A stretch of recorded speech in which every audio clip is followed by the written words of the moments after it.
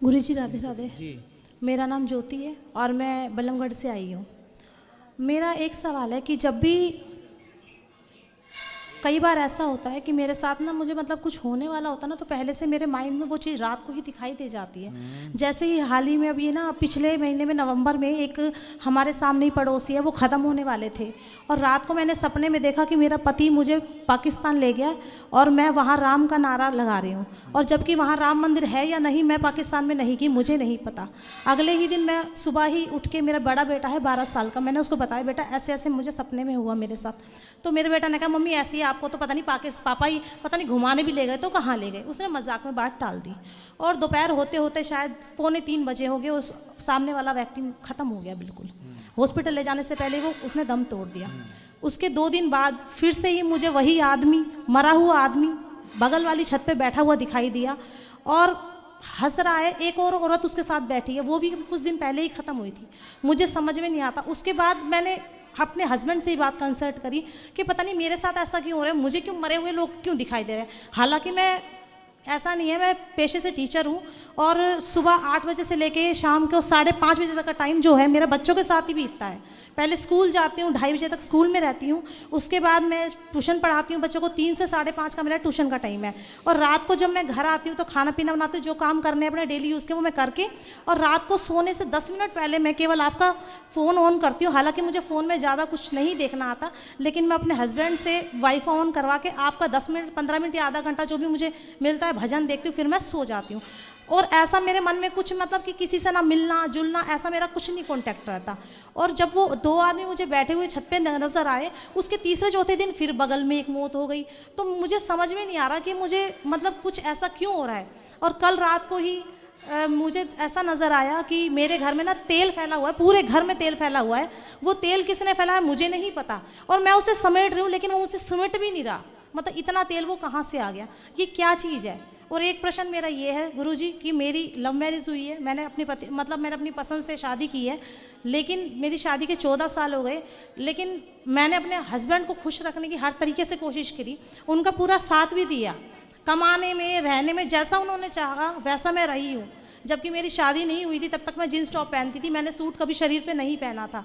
लेकिन मैं इनके घर में आने के बाद जैसे इन्होंने कहा ना मेरे घर में ऐसे चलता है, मैं उनके अकॉर्डिंग ढल गई, लेकिन आज तक भी ना हम सुखी नहीं जीवन व्यतीत कर पा रहे। लव मैरिज है फिर भी मुझे नहीं पता क्या कारण है।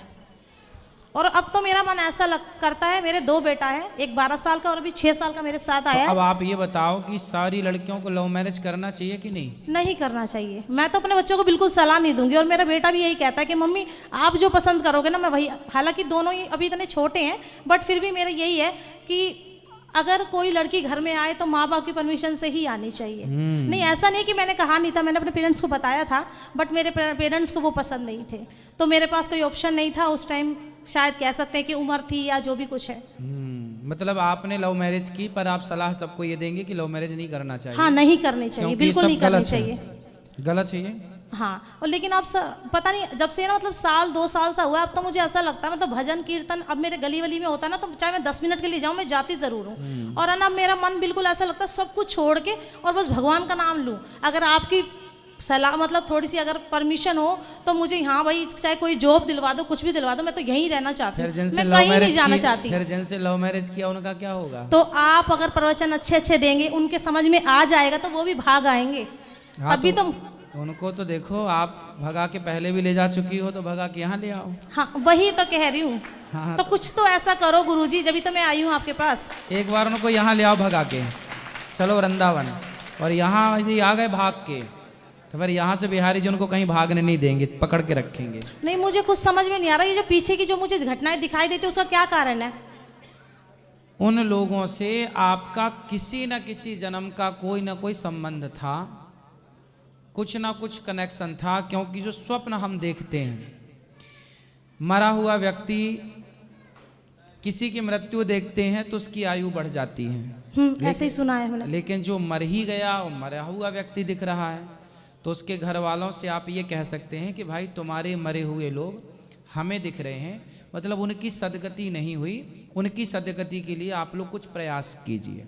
तो आप उनको ये हेल्प कर सकते हैं कि उनके परिजनों को बताएं कि भाई आपके पितरों की आपके इनके लिए कोई पुण्य का कार्य कीजिए ताकि इनकी सदगति हो जाए। मरा हुआ व्यक्ति का दिखना ये है कि उसकी अभी सदगति नहीं हुई और वो आपसे चाह रहा है कि आप कुछ करो। आपका किसी जन्म में उससे कोई संबंध रहा होगा, आप उनकी बेटी रही होंगी या आप उनके माँ रही होंगी, कुछ किसी भी प्रकार का किसी जन्म में, सैकड़ों जन्म पहले भी पिछले किसी जन्म में आपका कोई संबंध रहा होगा, इसलिए वो आपको सपने में दिखे। और ये जो और चीज़ें जो मुझे दिखाई देती हैं, इनका क्या कारण है? और क्या, जैसे तेल पूरे घर में फैला हुआ, मेरे ही घर में, और मैं समेट रही हूँ तो मुझसे सिमट नहीं रहा। हाँ। तो क्या कारण है इसका? तेल दिखना स्वप्न में ना, बहुत ज़्यादा अशुभ तो नहीं है ये सब चीज़ें, लेकिन बहुत ज़्यादा शुभ भी नहीं है। ठीक है, इन सब बातों पे न जाएं। पानी का दिखना, आकाश का दिखना, आग का दिखना, ये सब चीज़ें शुभ मानी जाती हैं। चिता जलती हुई दिखना, ये शुभ है, मतलब ठीक है। पानी दिखना सपने में, ये बहुत शुभ होता है। नहीं, मैं सिर्फ ये जानना चाह रही हूँ, ऐसा तो कुछ नहीं है कि जैसे लोग कहते हैं कि कोई किसी ने कुछ करा दिया या हमारे पितर परेशान हो या हमारे पितरों का कुछ हो। आपके पितर परेशान होते तो आपके दिखते सपने में, ऐसा तो कभी नहीं हुआ मुझे। हाँ, तो फिर आपके पितर, आप अपने लिए तो कोई पुण्य का कार्य करते ही रहो। इसलिए हम कहते हैं सपना ही आए तब के लिए ना बैठे रहो, पहले से उनके लिए भागवत जी की पोथी पाठ, गया श्राद्ध, जो भी उनके लिए कर सको, उनकी प्रत्येक तिथि पर कोई ना कोई कार्य होना चाहिए। और वो जो दूसरे दिख रहे हैं वो आपके लिए किसी ना किसी जन्म के संबंधी थे, इसलिए दिख रहे हैं।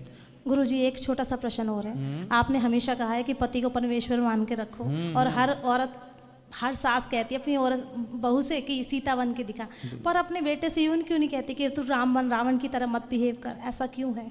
हम तो कथा में कहते हैं राम बनो रावण मत बनो। हाँ, आप तो कहते हो, बट और तो नहीं कहते ना कोई।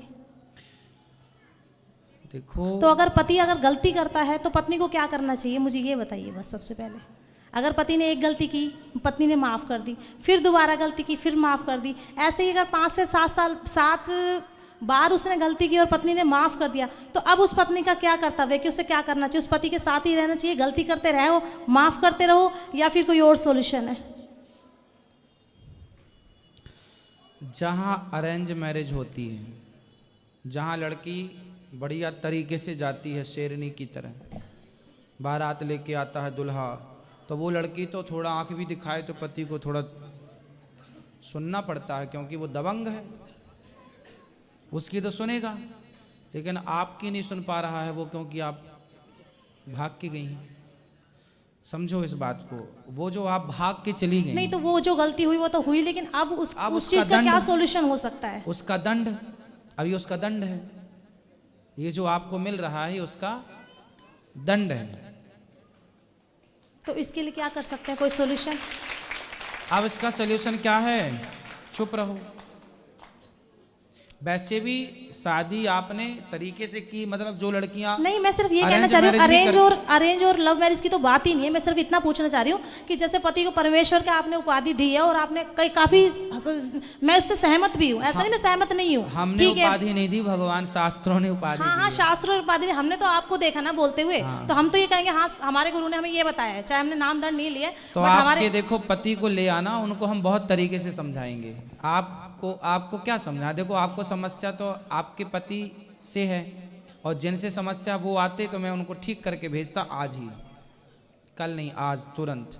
लेकिन आप ऐसा करिए कि आप पति की हर बात को, जो आपको गलत लगे, रिश्ते चलाने के मैं बहुत सारे फॉर्मूले देता हूँ, उनमें एक फॉर्मूला आपको दे रहा हूँ कि जो बात आपको पति की बात अच्छी ना लगे, उस बात को आप इग्नोर कर दो। एवरी टाइम इग्नोर हो सकता है, कभी कभी ऐसा होता है कोई बात नहीं इग्नोर हो, कोई जा सकती, फिर भी 99% इग्नोर करो। एक आध बात पे आप कभी देख लो जो आपका मन हो, लेकिन बाकी बातें बोलने से भी क्या फायदा है? बताओ ना, कुत्ता भौंके तो क्या हम भी उसकी तरह भौंकने लग जाएं? एक तो ये है कि वो भौंक रहा तो हम भी भौंके, एक तो ये है अरे कुत्ते ही तो हैं तो चलो आगे बढ़ो, कहाँ ध्यान देंगे? तो आगे बढ़ने में भलाई है। तो आगे बढ़ने में, रुकने में कहाँ रुक जाए? गंगा का पानी तो रुका हुआ, गंगा का पानी भी गंदा हो जाता है, बहता हुआ पानी ही शुद्ध माना जाता है, इसलिए बहते रहो आगे की तरफ। थैंक यू सो मच गुरु जी, शांति से चलो। ठीक है।